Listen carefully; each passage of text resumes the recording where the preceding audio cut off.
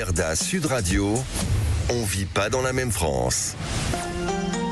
Magali Berda sur Sud Radio, il est 20h03. Nous sommes en direct pour une émission encore exceptionnelle et c'est la dernière de la semaine. J'en suis déjà malade. Voilà, je ne veux pas arrêter cette émission. Je sais que demain, on ne va pas être ensemble. Je me sens pas bien, mais c'est pas grave. On va se retrouver lundi et on vous prépare la semaine prochaine une semaine de folie.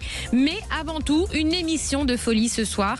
Une émission qui casse les codes. Le but de l'émission, c'est justement de casser les codes. Voilà, on fait rencontrer des gens qui ne se parlent quasiment jamais, des personnalités publiques, des influenceurs qui sont suivis par beaucoup de monde, qui se font entendre, qu'on les aime ou qu'on les aime pas. Ils ont des communautés qui les suivent et on les fait débattre tous les soirs avec des politiques qui ont un peu plus de mal à se faire entendre. Ils ont un peu plus de mal à parler avec les gens lambda parce qu'ils utilisent des mots un peu trop compliqués pour certains. Et nous, on a décidé de vulgariser la politique et de la rendre accessible à tous et de pouvoir, nous aussi, les gens qui ne sommes pas politiques, s'intéresser à notre belle France et à nos sujets de société avec des mots simples. Voilà, donc on n'est pas du tout comme les autres émissions, pardonnez-nous, mais on kiffe. Et c'est très détente. Vous allez voir, dans une émission qui est hors code. Ce soir, je suis accompagnée, comme tous les soirs, de mon cher Mathias, qui a décidé d'arrêter les boîtes de nuit. Ça y est, je suis rangé, j'arrête les boîtes de nuit. Ah, t'es rangé carrément? Non, mais je suis rangé pour les boîtes de nuit. Ah, j'ai tout stoppé. Et c'est une émission qui me tient à cœur parce que moi, mon grand-père était agriculteur, mon oncle est agriculteur, mon cousin est agriculteur. Ils ont réussi leur vie, sauf moi au final. T'as fini en boîte de nuit. Pour des beaux métiers, tu vois. Voilà, exactement. C'est fou. Mathias Renner, je vous prépare quelques blagues pourries. Préparez-vous. Hier, c'est pas mal hier. Préparez vos oreilles, vous allez voir, c'était génial. Hier, il nous a fait une série, c'était exceptionnel. J'en ai fait 6 d'affilée. La députée, elle est partie, la pauvre. Mais c'est pour ça que tu m'as recruté. Dépitée. Alma Dufour était avec nous hier soir. On a reçu le LFI. Ah oui, oui, hier soir. Très sympathique. Elle vient toujours. Elle répond toujours présente. Il n'y a qu'Alma Dufour d'ailleurs du LFI. Elle nous répond présente chez nous. Non, je l'envoie à chaque fois au charbon. Mais en tout cas, on reconnaît quand même qu'elle vient et qu'elle dialogue et elle débat. Donc voilà, on est pour, on est contre, on est pour le RN, vrai, on est contre le RN. On peut être pour et contre. En attendant, vous venez. Le LFI aussi se déplace. Donc nous, on est un peu tout le monde. Nous, on n'est pas là pour juger, pour dire on est à gauche, à droite. On est personne. Nous, on est juste là pour comprendre la politique. Ouais, voilà. Nous, on veut juste savoir c'est qui la gauche, c'est qui la droite, ça sert à quoi. Voilà. Donc très bien. Et ce soir, alors, le thème, bien évidemment, on ne peut pas passer à côté de ce qui se passe aujourd'hui, de ce qui remue la France et les réseaux sociaux, parce qu'on ne parle que de ça là sur les réseaux sociaux. Les agriculteurs. Qu'est-ce qui se passe en France? Tout est bloqué. Ce matin, on a voulu prendre le périph', c'était bloqué. L'Assemblée nationale. Oui, parce que monsieur le député, on est quel jour aujourd'hui? Jeudi. Jeudi. Ah, il y a l'Assemblée le jeudi? Mais non. Moi, je suis député européen, moi. Ah, mais c'est vrai que t'es député européen, je suis bête. Ah là là. T'as vu quoi, il se la pète? Non, mais je suis député européen. Mais non, mais je suis pas à l'Assemblée. Mais oui, c'est vrai, l'Assemblée. J'ai vu, évidemment, et j'y étais tout à l'heure. C'est mardi, mercredi, je crois, l'Assemblée. C'est les questions au gouvernement. Questions, oui. Non, questions au ministre. Oui, au gouvernement, oui, tout à fait. C'est le mardi et le mercredi. Donc aujourd'hui, c'était pas là. Pourquoi ils ont manifesté devant l'Assemblée d'ailleurs? C'était fermé l'Assemblée aujourd'hui. Enfin, c'est fermé, il n'y a pas les questions au gouvernement. Il y a moins de monde, il fallait y aller hier. De toute façon, on ne serait jamais rentré à l'intérieur. Mais peut-être un jour, et puis si ça continue, ça va peut-être finir comme ça. Alors, ce soir, on reçoit. Alors, je vous décris un plateau extraordinaire parce que ce soir, on a vraiment du haut level, les amis, comme tous les soirs, j'ai envie de dire. On reçoit, donc, en député. J'ai un peu teasé, j'ai un peu trahi mon teasing là, mais on reçoit Alexandar Nikolic, député européen et porte-parole du RN. Merci d'être avec nous. Ouais. Voilà, merci à toi, Magali. Merci aux auditeurs. C'est le playboy du RN. À chaque fois, tu dis ça dès qu'il y en a un. C'est les beaux gosses, pardon, il faut le dire. Non, mais c'est vrai. Et il est plus frais que Bardella ou pas? C'est un casting. Il est pas loin, hein. Pas mal, Alexandar aussi. Hein. Je suis mariée, t'es mariée, tu risques rien avec moi. Puis moi, je suis vieille, tu sais. Moi, ça y est, je suis passée à autre chose. Son style, c'était Jean-Marie Le Pen. Moi? Ouais. Ah non, faut pas que abuse pas, pardon. Alors, on reçoit en face de toi notre citoyen engagé le plus star de France et vraiment le plus connu. Enfin, c'est le citoyen engagé le plus connu. Il y a tout le monde. Non, il y a beaucoup de citoyens engagés, mais lui, c'est un citoyen engagé. Connu, voilà. Et il qui fait bouger les choses. Olive. Ça va, mon Olive? Ça va, Magali, merci de m'inviter ce soir. Merci d'être là. Je sais que tu es très engagé par cette cause des agriculteurs. On va en parler ce soir. Et tu es accompagné, alors pareil, je vais vous faire une petite présentation chacun, de Henri Biespéré, qui est un agriculteur dans le Béarn. Je dis bien le Béarn, hein, ça se dit? Le Béarn. Pardon, le Béarn. Non, c'est pas Stéphane Bern. Elle a du mal des fois avec les mots. Ouais. Demain, elle a fait des fautes d'orthographe à l'oral. C'est pas grave. Le Béarn. Le Béarn? Oui. Voilà, le Béarn. Oui. Le Béarn. Donc, où est-ce que c'est le Béarn? Mathias, tais-toi. Ancien syndicaliste agricole. Mathias, n'en rajoute pas une couche, s'il te plaît. J'essaie d'avoir une petite crédibilité quand même. Alors, on va commencer d'ailleurs par Henri. Alors, Henri, vous êtes agriculteur dans les Pyrénées-Atlantiques, profondément attaché à votre territoire et aux traditions agricoles, ancien syndicaliste agricole, vous avez longtemps défendu la voix des agriculteurs sur le terrain comme dans les grandes instances, éleveur laitier et producteur de céréales, vous connaissez les réalités concrètes du métier, les contraintes économiques, les enjeux environnementaux et la transmission d'un savoir-faire essentiel. Très bonne présentation. Merci beaucoup, c'est très flatteur. Vous voyez qu'il y a un cerveau là-dedans ? De temps en temps, ça dépend. C'était beau. Hein. Merci Florian. Et vous avez parlé de transmission parce que mon fils a pris la relève sur l'exploitation avec un élevage justement de vaches laitières. D'accord, ok. Vous nous avez ramené un peu de lait là ou pas ? Ah ben non, j'ai été averti il y a 2 heures pour venir à l'émission. Sinon, je vous en aurais bien remonté, oui. Ah ouais, franchement, j'aurais kiffé. Hein. Ah bah il t'en ramènera la prochaine fois. Ah ouais, on va refaire une émission sur les agriculteurs. Alors avant de parler de l'actualité, j'aimerais savoir ce qui vous a donné envie de devenir agriculteur. Comment vous êtes devenu agriculteur ? C'est pas très original. Mes parents étaient agriculteurs, donc depuis tout jeune, voilà, j'ai découvert les métiers de l'agriculture. J'ai été en voir quelques autres, mais je suis revenu quand même l'attrait de la campagne, l'attrait du métier, l'attrait de son pays aussi. Quand on est sur un terroir, sur une terre, on a aussi envie d'y construire son activité professionnelle, sa famille. Voilà, et de rester justement dans cette ambiance de terroir et de territoire. Et c'est bien là que la cause des agriculteurs est souvent bien reconnue et soutenue, parce que les agriculteurs, c'est d'abord des gens qui ne peuvent pas se délocaliser, qui sont sur un territoire, qui font vivre ce territoire au-delà de leur métier, quoi. Et ils ont aussi des fonctions souvent municipales, des fonctions d'entretien du territoire, d'entretien de la nature. C'est pour ça que ce métier-là est reconnu au-delà de la production alimentaire. Oui, c'est aussi des valeurs, c'est aussi plein de choses, évidemment. Je crois que c'est... Donc, enfin, bon, la question d'après, c'était sur votre famille, mais du coup, ça, on y a répondu. C'est quoi votre... Là, vous êtes toujours agriculteur ? Je suis en train de passer le relais. Voilà, j'ai un pied dans la retraite et un pied encore dans l'activité agricole, puisque voilà, le passage se fait. C'est quoi le quotidien d'un agriculteur ? On se lève à quelle heure ? Non, parce que c'est bien que les gens se rendent compte du travail que c'est aussi être agriculteur. C'est pas juste faire l'amour est dans le pré, quoi. Alors l'avantage, c'est qu'on choisit un peu ses horaires. Donc moi, sur ma ferme à moi, on se lève le matin à 5h30. Incroyable. Pour aller traire les animaux. Et nous, on se plaint. Ce qui permet le soir aussi de traire aussi à 5h de l'après-midi et à 18h30, 19h, de pouvoir être avec sa famille dans son foyer, avec son épouse, et de pouvoir préparer ensemble le repas et passer la soirée. Donc on commence tôt quand tout le monde dort encore, mais on finit aussi un peu plus tôt. D'autres font le choix de commencer un peu plus tard parce qu'ils préfèrent passer un temps avec leur famille le matin.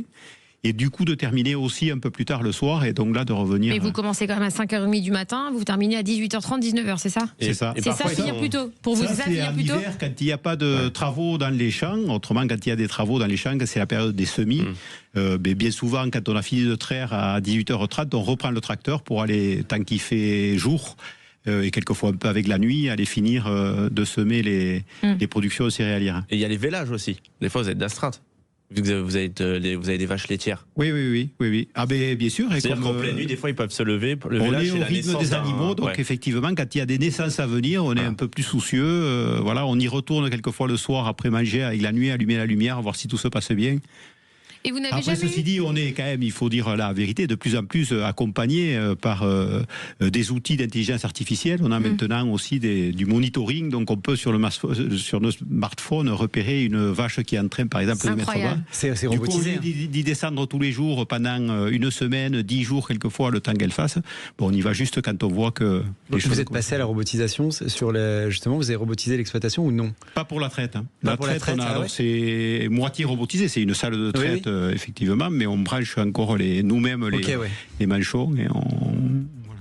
Alors restez avec nous sur Sud Radio, on revient juste après cette petite pause pour vous présenter les autres invités, Alexandre Nicolic, député européen et porte-parole du RN, et Olive, citoyen engagé Resta. A tout de suite sur Sud Radio. Sud Radio. Sud Radio. Parlons vrai. Parlons vrai. Sud Radio. Parlons vrai. On vit pas dans la même France. Varda sur Sud Radio, il est 20h16, nous sommes en direct pour cette émission de folie où on se retrouve tous les soirs du lundi au jeudi en direct de 20h à 21h. On vit pas dans la même France et ce soir un sujet vraiment très important qui secoue la France actuellement, la colère des agriculteurs. Faut-il craindre des débordements? On reçoit sur ce sujet Alexandar Nikolic, député européen et porte-parole du RN, qui va débattre avec Olive Olive, notre citoyen engagé, et Henri Biespéré. Je le dis bien? Très bien. Merci. Agriculteur dans le Béarn, ancien syndicaliste agricole. Alors, on a présenté Henri Biespéré juste avant, et maintenant je vais vous présenter Alexandar Nikolic. C'est le top modèle du RN. Non, je rigole. Je suis obligée, ça va. Alors, tu es eurodéputé, donc ça veut dire député européen du Rassemblement national, engagé sur les questions de souveraineté, d'immigration et de protection des intérêts français au sein du Parlement européen. Ton parcours politique s'inscrit dans une volonté affirmée de défendre une Europe des nations, plus respectueuse des peuples et des identités. Sur les dossiers économiques, sécuritaires et institutionnels, tu assumes des positions claires et tranchées.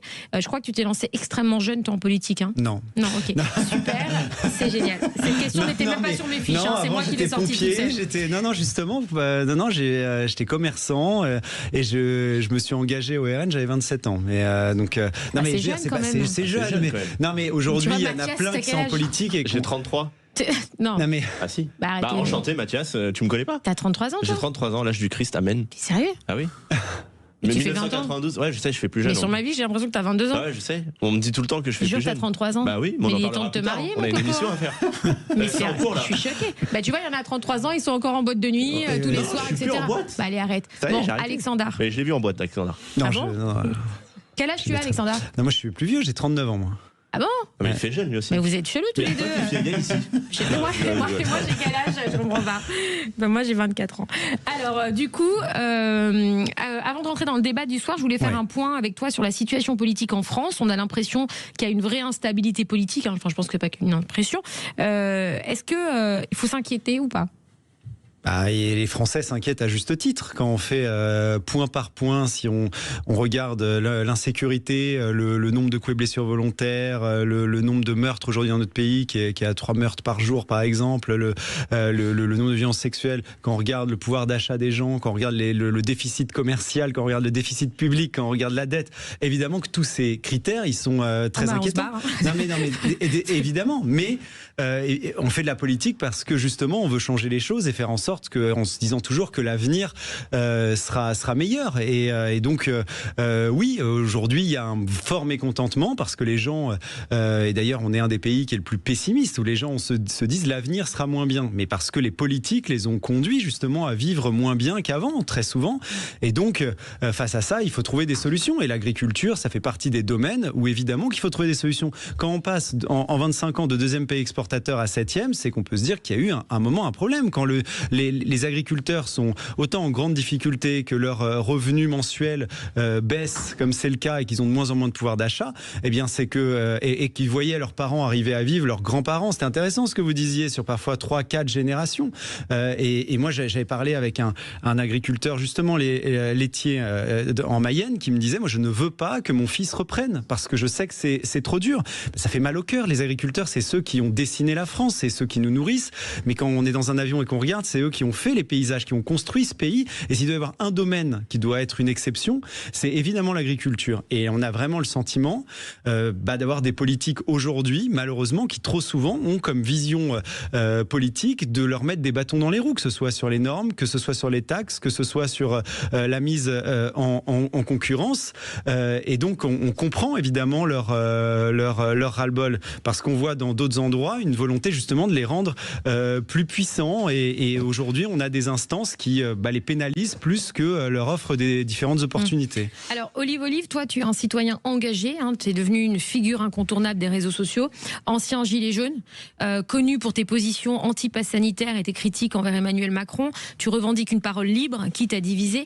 Tu es suivi par plus de 500 000 personnes aujourd'hui. Je dis bien. Tu commentes l'actualité sans filtre. Je pense que tu es non-stop en action et à commenter aussi l'actualité. Est-ce que tu peux nous résumer, tu sais, nous, notre émission, elle parle à d'autres personnes qui ont l'habitude, enfin voilà, de ceux qui écoutent en général, et il y en a beaucoup d'ailleurs qui sont un petit peu perdus dans cette crise agricole. La personne qui est sur les réseaux, qui bosse, qui comprend rien, qui vient pas de la campagne, qui vient pas de ce monde agricole, qu'est-ce qui a fait dans une réponse très courte et très simple que les agricoles se rebellent aujourd'hui? Qu'est-ce qui s'est passé? Est-ce que tu peux nous dire c'est quoi le problème pour qu'on comprenne quel est le problème pour qu'on comprenne ce qui se passe? Alors le problème il dure depuis longtemps, ça fait plus de 20 ans qu'on a un problème sur le monde de l'agriculture. Mais là vraiment il y a deux gros problèmes en fait. Il y a le Mercosur, je pense qu'on va en parler derrière. Alors c'est quoi le Mercosur? C'est importer, désolé je vais parler cru comme d'habitude, de la merde qui vient de l'étranger, parce qu'il faut le dire, c'est des poulets qui n'ont pas de plumes d'Ukraine, des œufs pourris d'Ukraine, ou des vaches qui sont nourries aux OGM ou aux hormones, enfin bref, qui vont déballer un petit peu de partout. Et puis il y a l'abattage des troupeaux aujourd'hui, avec un protocole sanitaire qui a été mis en place par la ministre de l'Agriculture. D'ailleurs, je sais pas si elle a déjà été dans une ferme, cette dame. Aujourd'hui, quand vous avez une vache malade dans un troupeau, au lieu de l'écarter et de la mettre de côté, eh bien non, on fait systématiquement l'abattage des troupeaux complets. Et tout ça, en fait, il faut que ça s'arrête. Donc ça a été un petit peu la goutte d'eau qui a fait déborder le vase, avec un monde de l'agriculture qui souffre en fait depuis des années et des années, parce qu'il faut quand même le rappeler à tout le monde, tous les 2 jours, il y a un agriculteur qui perd la vie parce qu'il se suicide. Aujourd'hui, on en est là. Et c'est la grosse problématique du moment. Et je pense que tout ça, en fait, il faut que ça s'arrête. Il faut bien que les gens comprennent que si aujourd'hui, on perd notre souveraineté alimentaire en France, parce que le Mercosur, c'est exactement ça, en fait. C'est perdre notre souveraineté alimentaire. Et si on perd notre souveraineté alimentaire, on perd notre souveraineté tout court. Parce que si un pays n'est plus capable de se nourrir avec ses agriculteurs et qu'on dépend que de l'importation, on aura forcément des grosses problématiques dans le pays. Donc là, les agriculteurs, en ce moment, il y a donc toutes ces manifestations parce qu'il y a en fait, alors si j'ai bien compris, vous me dites, parce que c'est un peu... Mais on peut peut-être expliquer ce qu'est le Mercosur précisément. C'est ça que je voulais savoir. C'est justement, c'est le fait de ramener, si j'ai bien compris, c'est de ramener des... Mais il y en a déjà. Non, mais il faut d'ailleurs que la France... C'est une ouverture plus large, en fait. Non, en fait, c'est diminuer les droits de douane. Je vais donner un exemple très clair. On parle souvent de la filière bovine. Aujourd'hui, on importe déjà, évidemment, du bovin qui vient d'Amérique du Sud. Sauf que les droits de douane, ils sont à 40%. Là, il va y avoir une baisse à 7,5%. Donc forcément, ils vont coûter encore beaucoup moins cher. Ils vont représenter une concurrence plus importante. Mais on évoque très peu ça sur les droits de douane. C'est qu'en plus, quand vous avez des droits de douane, vous payez en fait ces droits. Mais en fait, quand on passe de 40 à 7,5%, vous avez beaucoup moins de rentrée d'argent. Et ben ça va être compensé en plus par des impôts supplémentaires et une contribution, par exemple, de la France de plus en plus importante. Désolé d'être très technique et précis, mais il faut comprendre l'impact que ça va sur ce que ça a sur les gens. C'est très bien ce que tu dis. En fait, systématiquement, on abaisse ces droits de douane. Il faut comprendre que en 50 ans, par exemple, au niveau européen, les droits de douane représentaient 40% des recettes. Aujourd'hui, elles représentent 12,5% des recettes. Donc c'est compensé, encore une fois, par d'autres pays, enfin par les pays dont la France, qui est un des principaux contributeurs. Donc ce que tu veux dire, si je comprends bien, c'est que là, le gouvernement a annoncé, c'est peut-être pour ça que tout le monde s'énerve, que en fait, les droits de douane sur le bovin, l'alimentation internationale, allaient baisser donc à 7,5% au lieu de 40%. Alors les produits beaucoup moins chers parce qu'ils n'ont pas les mêmes autorisations. Ils ont le droit des hormones à des antibiotiques, par exemple, qui sont interdites en France. Mais c'est du coup aussi surtout que ça baisse les charges donc des pays étrangers entre guillemets, et il faut compenser cette perte d'argent parce qu'on sait quand on en perd quelque part, il faut le compenser ailleurs. Ça veut dire que la compensation de cette perte d'argent sera forcément subie par les agriculteurs aujourd'hui qui travaillent dur. En plus, oui, si on réfléchit plus loin, effectivement, les droits de douane, ça entraîne une concurrence déloyale que vont payer ceux qui en sont victimes. Et c'est hyper hypocrite de l'État et du gouvernement. Regarde Chine. Ils refusent Chine en France et ils acceptent la viande bovine de l'étranger. En fait, il y a un problème à l'envers. Ouais. Tu vois, ils font la guerre à ce qui vient de l'étranger comme Chine, mais ils font pas la guerre à ce qui vient de l'étranger. Et là, du coup, les agriculteurs sont dans la merde. Est-ce que c'est ça, Henri Biaspéré ? Oui, alors ce qu'il faut expliquer effectivement, c'est, vous avez dit, le gouvernement annonce, donc la complexité, c'est que c'est l'Union européenne qui négocie ce type d'accord. D'accord. C'est pour ça que le débat aujourd'hui, c'est de savoir si la France va voter favorablement ou pas à cette négociation qui a été conduite par l'Union européenne. Elle conduit des négociations avec toutes les zones du monde. C'est dans le cadre du marché mondial, qui est en œuvre depuis des dizaines d'années. Avec plusieurs zones, on a déjà fait ces opérations d'accord pour baisser Donc il n'y a pas longtemps, on parlait de l'ALENA avec l'Amérique du Nord et le Canada, qu'on a critiqué aussi, qui a été signé, et où on a déjà accepté des contingents de viande bovine qui vont se rajouter à ce qui se négocie maintenant avec l'Amérique du Sud. L'Amérique du Sud, c'est 4 pays qui se sont unis, qui ont fait une zone de libre-échange, comme nous, l'Union européenne, ils l'ont appelé Mercosur. Donc c'est cette négociation qui a amené, qui ne concerne pas que l'agriculture, qui concerne tous les secteurs d'activité. Et c'est la deuxième difficulté pour nous, c'est qu'on a l'impression, et c'est le cas, que l'agriculture va être une monnaie d'échange. C'est-à-dire qu'on va dire aux Brésiliens, aux Argentins, on vous achète du bœuf, on vous achète des poulets, on vous achète du biocarburant, et en contrepartie, vous allez nous acheter des automobiles, de la haute technologie, de la pharmacie, etc. Et qui vont bénéficier à d'autres pays de l'Union européenne. Donc la complexité, c'est que chez nous, c'est l'agriculture, première agriculture de l'Union européenne, c'est 16% de l'agriculture européenne, elle est faite en France.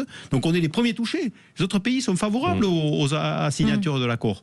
Tandis que les agriculteurs français vont être la monnaie d'échange, et donc les victimes finalement de ce marché-là. Et c'est ça qui n'est pas accepté. Alors vous êtes alors Emmanuel Macron apparemment juste avant l'émission a dit qu'il n'est pas d'accord, il n'est pas favorable à cette proposition. Alexandre Nicolic, toi tu es député européen, donc c'est cool que tu sois avec nous parce que c'est un sujet européen. Du coup c'est européen. Oui. Si l'Europe aujourd'hui passe, donc c'est l'Europe qui a proposé cette baisse de douane. Je vais expliquer comme ça pour que les auditeurs comprennent. Effectivement, on a délégué ces accords commerciaux depuis le traité de Maastricht à l'Union européenne. Donc, c'est la Commission européenne qui négocie. En l'occurrence, Madame van der Leyen. Mais toute l'hypocrisie, c'est qu'effectivement, vous avez le groupe de LR, le groupe d'Emmanuel Macron Renaissance, qui ont élu Madame van der Leyen. Ils ont même élu le commissaire à l'agriculture, Monsieur Hansen, qui était pour le Mercosur. Donc, c'est l'Union européenne qui peut valider effectivement, et c'est la Commission européenne qui peut ratifier ce traité, mais ça ne peut pas se faire sans condition. Il ne faut pas, pour qu'il puisse le ratifier, qu'il y ait plus de 4 pays ou plus, et qui représenteraient 35% de la population de l'Union européenne, qui s'opposent à la ratification de ce texte. Ça, c'est la première obligation. En l'occurrence, on peut reprocher là, par exemple, à Emmanuel Macron. Emmanuel Macron donc, vient d'annoncer qu'il ne signera pas. Donc la France ne signera pas, l'Irlande ne signera pas, la Hongrie ne signera pas, vraisemblablement la Pologne ne signera pas, mais tout ça ne représente pas 35% de la population de l'Union européenne.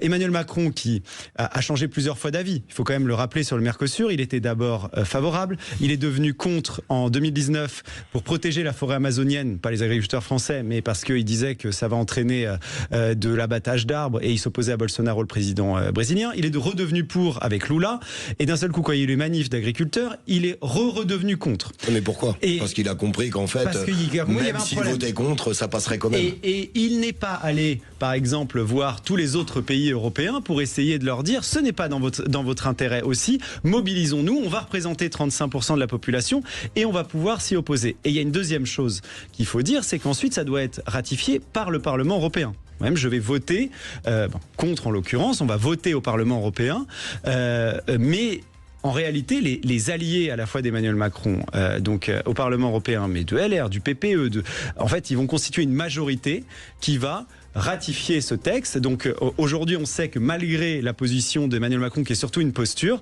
ce traité du Mercosur sera ratifié, mais ça s'inscrit dans une continuité d'autres accords qui avaient été ratifiés. Vous êtes dans la filière laitière. La Nouvelle-Zélande, par exemple, a pénalisé grandement aussi la filière laitière. C'est un accord qui avait été signé récemment. Et c'est pour ça que nous, on prône pour une exception agriculturelle, pour que l'agriculture sorte enfin de ces accords de libre-échange, parce qu'on ne peut pas, sans avoir les mêmes règles, être mis en concurrence avec ces pays. C'est important ce qu'il vient de dire, Magali. Je me permets juste 10 secondes parce que je sais que c'est serré, parce que les gens n'avaient pas très bien compris. Même si Emmanuel Macron vote contre, il faut bien comprendre qu'on va rentrer dans ce traité du Mercosur. Ok. Moi, je voudrais savoir aussi si vous êtes OK pour vous... Apparemment, LFI vote contre aussi ? LFI vote contre donc aussi. Donc vous vous associez au LFI cette fois-ci pour voter contre ? Non mais on votera contre et on fait... Réponse juste après la pub, à tout de suite. On veut savoir si le RN va s'associer au LFI une fois dans sa vie. À tout de suite sur Sud Radio. Sud Radio. Parlons vrai. Parlons vrai. Sud Radio. Parlons vrai. Sud Radio. Parlons vrai. Magali Berda, Sud Radio. On vit pas dans la même France. Magali Berda Berda sur Sud Radio, il est 20h31. Alors nous, on a décidé de faire une émission différente. On ne peut pas passer à côté de ce qui se passe aujourd'hui en France. La colère des agriculteurs. Faut-il craindre des débordements? On voit les agriculteurs partout, sur les routes, à la télé, à la radio, on les voit partout.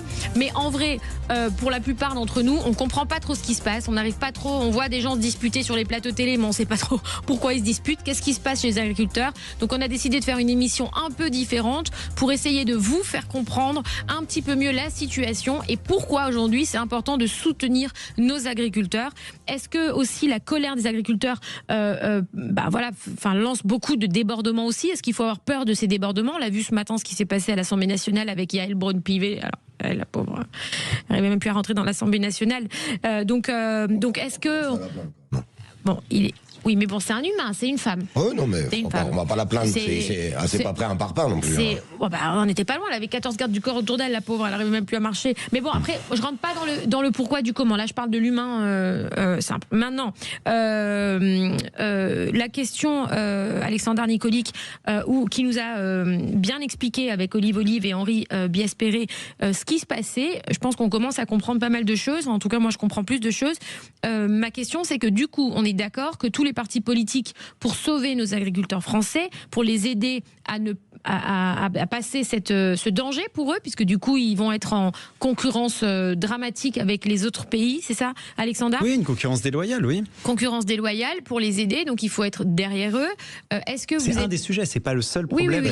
On va en parler après aussi d'ailleurs des autres sujets. Je vois Olive, il bouge sur sa chaise. Mais est-ce que vous êtes prêts, vous, en tant que parti du RN, du Rassemblement National, à cette fois-ci vous allier avec nos autres partis politiques français, comme par exemple le LFI, pour voter contre cette... Mais nous, à chaque fois que c'est dans l'intérêt des Français, on s'en fiche de savoir comme qui on vote. Enfin, on vote uniquement dans l'intérêt des Français. Donc évidemment qu'on se positionne et on est très clair, on vote évidemment contre cet accord. Mais nous, on est cohérents. On s'est opposé également au pacte vert qui pénalise nos agriculteurs et là qui a aussi une vision purement idéologique de décroissance et d'imposer aussi des choses qui ne correspondent absolument pas au marché. Je sais pas, par exemple, imposer pour 2030 25% de bio alors que le marché est descendu à 6%, imposer des interdictions de produits phytosanitaires qui ne sont pas interdites ailleurs, par exemple, toutes ces choses qui peuvent être mises en place et qui pénalisent les filières agricoles par rapport au monde entier quand vous avez une vision de puissance par rapport pour les autres grandes nations hors de l'Union européenne. Mais il y a aussi l'enjeu et qui va intervenir, et ça fait partie aussi des raisons pour lesquelles les agriculteurs manifestent, c'est la baisse qui est envisagée pour la PAC. Parce qu'aujourd'hui, malheureusement, on regarde tout ce contexte, les agriculteurs vivent beaucoup de la PAC. Alors, c'est quoi la PAC? Alors, la PAC, c'est la politique agricole commune. Vous savez, on donne, entre ce qu'on donne et ce qu'on reçoit de l'Union européenne, on perd environ 9-10 milliards. On donne de l'argent et ils nous redonnent de l'argent par certains biais. Par exemple, pour les agriculteurs, la France reçoit environ par an 9 milliards d'euros pour la politique d'agricole commune pour aider les agriculteurs. Mais encore une fois, c'est de l'argent français. On reçoit moins, même si on a ces 9 milliards de PAC. Eh bien, dans le projet de PAC 2028-2034, il y a une baisse de 22% de la PAC, ce qui va entraîner à peu près que les agriculteurs vont toucher 7 milliards d'euros de PAC et on ne prend même pas en compte une éventuelle, comme le veulent la Commission européenne, une éventuelle rentrée de l'Ukraine, qui est un grand pays agricole et qui pourrait recevoir beaucoup d'argent lié à la PAC. Je parle de ces enjeux qui sont en 2028 parce que c'est demain, en fait. Donc, toutes les règles qui sont mises en place, qui sont européennes, et je vais juste rajouter, mais qui sont aussi françaises. Et je vais donner un exemple et je m'arrête là. Vous avez, ça avait fait beaucoup polémique l'été dernier, vous avez par exemple l'acétamipride qui est interdit en France, qui sert à des fruits et légumes, qui sert aux noisettes par exemple, et qui est interdit donc uniquement en France, et même dans les autres pays européens, c'est autorisé. Il n'y a rien qui prouve que c'est dangereux. Je prends les noisettes, par exemple, à cause de la punaise diabolique, on a eu une épidémie, et là, on n'a quasi pas produit de noisettes en France. On a importé 95% des noisettes consommées en France. Ces 95% de noisettes étaient avec donc de l'acétamipride, puisque tous les autres produisent avec de l'acétamipride, mais nos producteurs, eux, ne pouvaient pas utiliser l'acétamipride, et bien ils n'ont pas pu produire de noisettes. Ça veut dire qu'on a importé 95% des noisettes. Vous voyez l'aberration. Oui, donc ça ne servait à rien de les interdire. Non, puisqu'on a consommé des noisettes avec de l'acétamipride qui venaient juste d'ailleurs. Ça tue juste des filières. Henri Biespéré, qu'est-ce que vous pensez de tout ça? Qu'est-ce que vous avez à dire quand vous entendez tout ce que nous dit Alexandre Nicolic? Alors bon, il l'exprime avec un angle politique, donc peut-être que j'aurais des bémols à apporter, mais c'est vrai que le hasard de calendrier fait que cette négociation sur le Mercosur tombe la même année que la négociation du budget global de l'Union européenne, qui est sur 7 ans. L'Union européenne vote un budget tous les 7 ans. On est cette année à négocier le budget pour 2028-2035. Et là-dedans, le budget alloué à l'agriculture, effectivement, sur laquelle la Commission avait prévu de rogner environ 20% de budget. Donc ça veut dire, non seulement on impose des contraintes aux agriculteurs, mais en plus on leur dit, vous serez moins aidés, puisqu'on baisse le budget.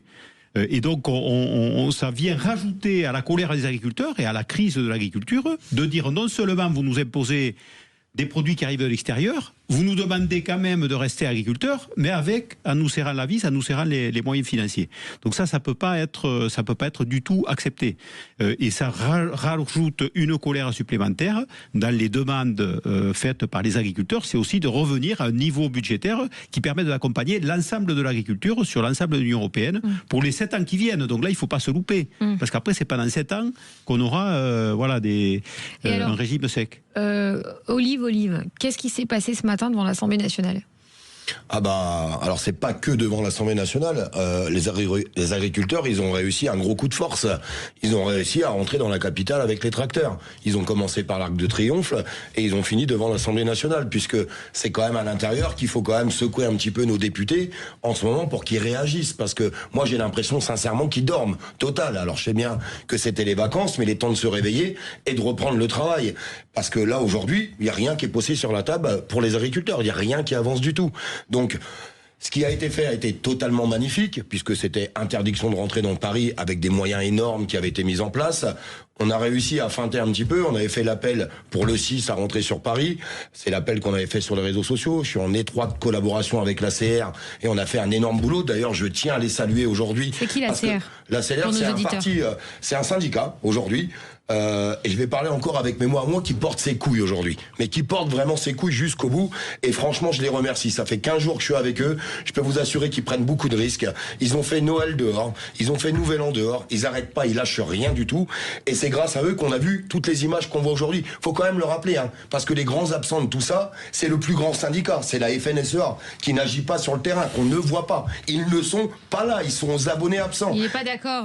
Il suffit de regarder ce qui se passe dans la rue, il n'y a pas besoin d'être d'accord. Si on est là pour informer quand même les auditeurs, c'est pas en racontant des choses qui ne sont pas vraies. Bah, c'est la vérité. Je n'ai plus de responsabilité à la FNSEA. Moi je l'ai pas vu, désolé. Dans 40 départements en France, la FNSEA, alors on n'est pas monté sur Paris, mais dans 40, les Parisiens sont venus à Paris, la FNSEA de la région parisienne, et on est dans 40 départements, auprès des préfectures, auprès des parlementaires européens, parce qu'ils vont avoir à se prononcer dans une semaine. Ce que vous disiez est vrai, le 19. Le Parlement européen doit se prononcer. Donc s'il n'y a pas d'entourloupe ou une utilisation d'une procédure qui squeeze le Parlement européen, ce qui serait là pour le coup un grave déficit démocratique, donc les députés européens devront ratifier ou pas l'accord qui doit se signer ces jours-ci. Mais la FNSEA est bien sûr avec les jeunes agriculteurs. Excusez-moi monsieur. Ah oui, sûrement.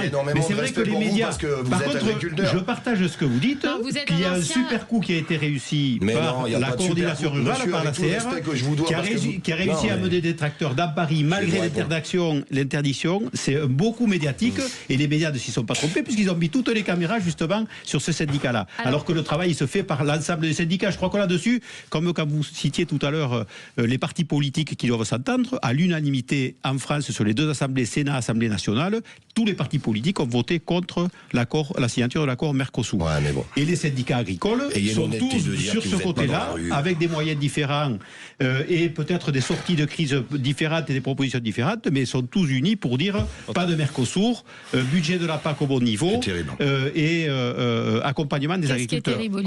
Mais c'est terrible parce que, et je le répète, et je vous le dis droit dans les yeux, j'ai beaucoup de respect pour vous parce que vous êtes un agriculteur, vous vous appelez pas Arnaud Rousseau, vous n'êtes pas le responsable de la FNSEA. Non mais c'est un ancien, vous êtes un ancien. C'est pas grave.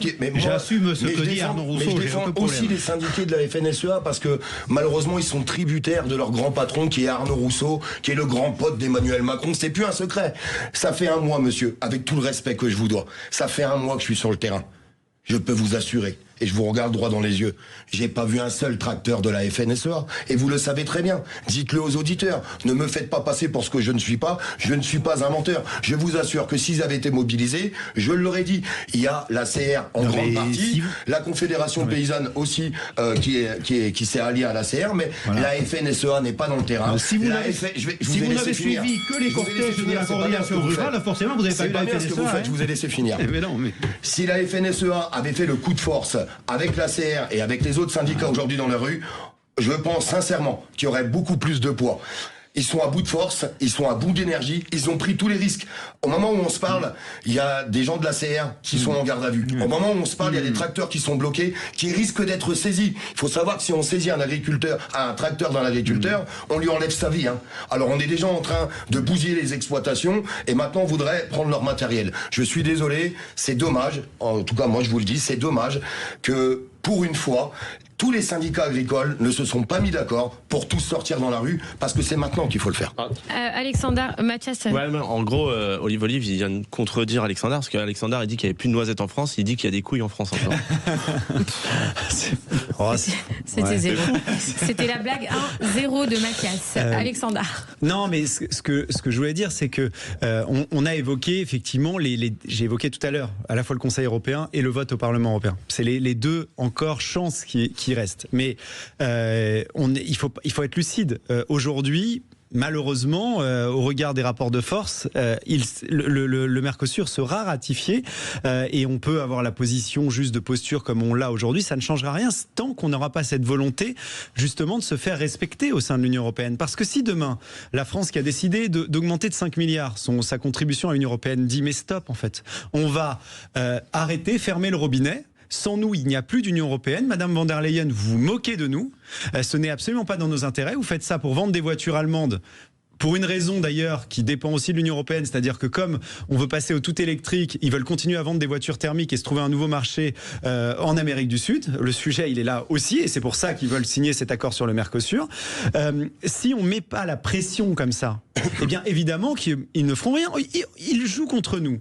Madame von der Leyen joue contre nous sur le Mercosur, sur les accords douaniers avec Donald Trump. Vous vous rendez compte que il met en place, lui, des quotas pour les produits qui vont aller là-bas, et nous, notre réponse, c'est de dire, nous, on met zéro droit de douane. Non, mais à un moment, quand est-ce qu'on va se faire respecter, et la France va se faire respecter, par le biais là de Madame von der Leyen, parce qu'on a délégué malheureusement les possibilités de négocier commercialement à la Commission européenne. Mais si demain, ce que je disais, on lui dit stop, et il n'y aura plus d'argent, eh bien, la France a les moyens de faire en sorte que Madame von der Leyen revienne sur ce choix d'absolument ratifier le Mercosur, avant tout pour les intérêts de son pays initial. Question juste après, enfin réponse juste après la pause. Henri Bies-Perret, est-ce que vous pensez aujourd'hui que la France, on passe un peu pour des rigolos et justement qu'on se fait plus respecter? Est-ce que vous pensez que la France a vraiment les moyens, comme le dit Alexander Nikolic, de stopper ça pour le bien de nos agriculteurs? À tout de suite sur Sud Radio. Sud Radio. Sud Radio. Parlons vrai. Parlons vrai. Sud Radio. Parlons vrai. On vit pas dans la même France. Magali Berda sur Sud Radio, on vit pas dans la même France, il est 20h46, nous sommes en direct pour un sujet d'actualité très très très chaud, la colère des agriculteurs, faut-il craindre des débordements? On est en train de faire un vrai cours sur Sud Radio, d'essayer de comprendre ce qui se passe aujourd'hui pour nos agriculteurs français, parce qu'il y a beaucoup de gens qui finalement ne savent pas vraiment ce qui se passe et qui voient juste des gens s'énerver, des tracteurs dans les rues, ça bouchonne, etc. Qu'est-ce qui se passe, etc. Ne comprennent pas les enjeux. Donc on a décidé de faire une émission un peu différente et de faire un petit peu on vous apprend les choses, j'apprends, je suis ravie, la pédagogie ça s'appelle. Merci Florian. Alors on revient sur ce que nous disait Alexander Nikolic. Henri Bies-Perret, est-ce que vous pensez aujourd'hui, comme le dit Alexander Nikolic, que la France ne se fait pas respecter? Est-ce que vous pensez qu'on passe pour des rigolos aujourd'hui dans le monde? On a un peu cette impression. On était habitués. La France, qui je disais tout à l'heure, c'est 16-17% des terres agricoles qui sont en France. C'est la première puissance agricole par rapport aux 27 pays de l'Union européenne. Donc la France était toujours chef de file, un peu sur l'agriculture. C'est vrai qu'elle donnait le ton, à la fois sur les conditions de production, les produits à utiliser. Et on a piloté la politique agricole commune un peu avec les idées de la France alliée aux Allemands. Mais là, depuis quelques années, effectivement, on n'est plus du tout écouté. Tout à l'heure, on parlait de ce fameux pacte vert qui voulait imposer, comme ça, décréter qu'on produirait 25% de bio alors qu'il y avait moins de 10% de consommation, qu'on avait décrété un certain nombre de normes complètement ubuesques. Alors, je rectifie un peu, ça a été abandonné, quoi. Enfin, normalement, maintenant, c'est rangé au placard. On a compris qu'on avait besoin de produire depuis la guerre en Ukraine, qu'on avait besoin de regagner en souveraineté alimentaire. Et donc, j'espère que ce qui sortira du paquet sera quand même plus digestible que ce qu'il est actuellement. Mais on a un peu l'impression que les gens nous rient au nez, qui disent, vous, la France, avec votre agriculture, alors qu'on est la première puissance et on est les premiers impactés, comme on l'a dit tout à l'heure, sur les accords qui sont signés à droite à gauche. Ça veut dire que notre poids, le poids du président de la République, de la ministre de l'Agriculture, quand elle est avec ses collègues des 27 pays, a fortement baissé. Elle n'arrive plus à influencer. Elle a cherché à avoir une minorité de blocage. Elle n'a pas réussi à trouver, donc à convaincre les autres pays qu'il était important pour l'Union européenne de ne pas signer ce volet agricole au sein de l'accord Mercosur. Alors la solution, l'accord c'est quand? La date limite là? Il va y avoir donc demain le Conseil européen qui va normalement le ratifier, et puis ensuite vous allez avoir, je crois que c'est le 19, le vote au Parlement européen. J'ai un doute sur la date, mais je crois que c'est 15, je crois. Donc demain, ce qu'on appelle le Conseil européen, c'est les 27 pays qui envoient leur ambassadeur, et donc qui s'expriment un pays, une voix. Voilà, et c'est là qu'on ne va pas réussir, malgré la voix non de la France, visiblement, à avoir suffisamment de personnes qui votent non. Vous reprochez quelque part au gouvernement français de ne pas s'être battu pour aller convaincre les autres pays de changer d'avis, et du coup c'est ça que vous leur reprochez? Moi je pense qu'ils se sont battus, mais ce que vous disiez tout à l'heure, enfin, ou ce que vous sous-entendiez est vrai, et ce que vous disiez, c'est qu'on a perdu de l'influence. On n'a pas réussi à convaincre d'autres pays, de leur dire c'est une erreur pour l'Europe que de signer ce volet agricole dans cet accord du Mercosur. Donc c'est une vraie perte d'influence. Moi je crois que le job a été fait, comme on dit couramment. Elle a fait le tour des pays, la ministre de l'Agriculture, le ministre qui était avant elle avait commencé à le faire aussi, puisque cet accord on en parle depuis très longtemps. Ils n'ont pas réussi à convaincre, c'est-à-dire que les pays leur ont dit, et donc l'Italie dernièrement, qui a repoussé en décembre, l'Italie a voté contre, a dit on va attendre un mois de plus. Ce coup-ci a dit écoutez... Donc pour vous c'est la ministre qui n'est pas compétente? Si, elle est compétente, mais on n'arrive pas à trouver les arguments qui font que d'autres pays se rallient à nous. Ce que jusqu'à présent on arrivait toujours à faire. C'est-à-dire qu'on se souvient des négociations du président Chirac qui disait sur l'agriculture, je ne lâche rien. Si vous me mettez des bâtons dans les roues sur l'agriculture, je mettrai le bazar dans l'Europe. Il a toujours emporté le morceau. Est-ce que si c'est Emmanuel Macron qui s'était déplacé pour voir les 27, les autres pays, est-ce que vous pensez que ça aurait pu changer quelque chose? Je pense qu'il l'a fait. Dans les conseils européens où ils sont tous les chefs d'État, je pense qu'il l'a fait. Enfin, je ne peux pas supposer qu'ils disent aussi virulemment ici non, la position de la France c'est non, et qu'il n'ait pas essayé de trouver des pays alliés. J'en sais rien, je ne suis pas dans le secret des négociations. Mais force est de constater que s'il l'a fait, il n'a pas convaincu, et s'il ne l'a pas fait, c'est encore pire. Il y a une grande vérité qui a été dite, c'est que, et je vais employer d'autres mots pour que les gens qui nous écoutent comprennent, il aurait fallu menacer Ursula von der Leyen, parce qu'on leur donne plus de 20 milliards en fait par an. Ça, c'est les impôts des Français et les taxes des Français. Premièrement, ça c'est la première des choses qu'il aurait fallu faire. Maintenant, Emmanuel Macron, il est très malin. Et en fait, il a compris, il a observé ce qui se passait, et il a compris qu'en fait, même s'il votait non, de toute façon, ça passerait quand même. Donc aujourd'hui, il est en train de se cacher derrière l'Union européenne, de se cacher derrière Ursula von der Leyen, parce que je vais vous dire, s'il avait vraiment voulu faire les choses, s'il avait vraiment voulu bloquer le Mercosur, il fallait les menacer justement d'une sortie de l'Union européenne. Et je crois qu'aujourd'hui, il serait peut-être temps de remettre le débat sur la table. Je suis d'accord avec... beaucoup de points dans le programme du Rassemblement national. Il y a juste un truc qui m'embête, c'est que vous avez décidé maintenant de ne plus sortir de l'Union européenne, et je trouve vraiment ça dommage. D'ailleurs, il faudrait sincèrement relancer aujourd'hui un référendum pour les citoyens français pour qu'on puisse se poser la question. Parce que cette Union européenne est en train de nous détruire. Cette Union européenne est en train de tout nous enlever, et cette Union européenne est en train de nous enlever notre souveraineté. On parlait de souveraineté alimentaire au niveau des agriculteurs, mais elle est en train de nous enlever notre souveraineté directe. C'est l'Europe des nations qui veulent. Hein.